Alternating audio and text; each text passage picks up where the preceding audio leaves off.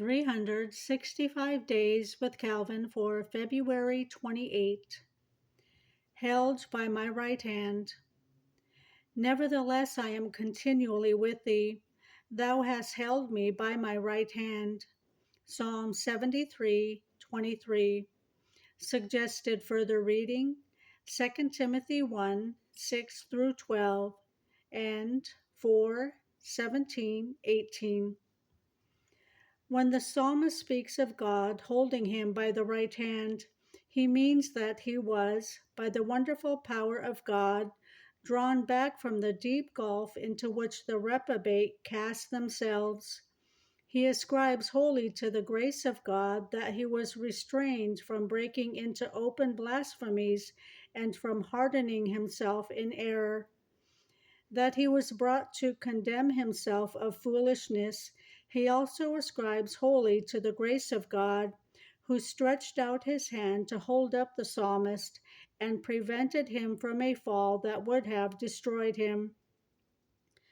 From this, we see how precious our salvation is in the sight of God, for when we wander far from him, he continues to look upon us with a watchful eye and to stretch forth his hand to bring us to himself. We must beware of perverting this doctrine by making it a pretext for slothfulness. Yet experience teaches us that when we are sunk in drowsiness and insensibility, God exercises care for us. Even when we are fugitives and wanderers from him, he is still near us. There is no temptation, be it ever so slight, that would not easily overwhelm us if we were not upheld and sustained by the power of God.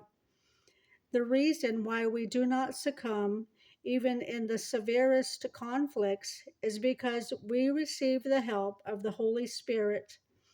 He does not always put power in us in an evident and striking manner, for he often perfects it in our weakness, but it is enough that he succors us. Though we may be ignorant and unconscious of it, he upholds us when we stumble and lifts us up when we have fallen. For meditation, God's faithfulness becomes so clear when we wander from him, and he does not fail to hold us by our hand.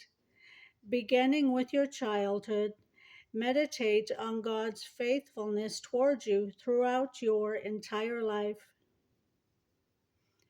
The reading for February 28.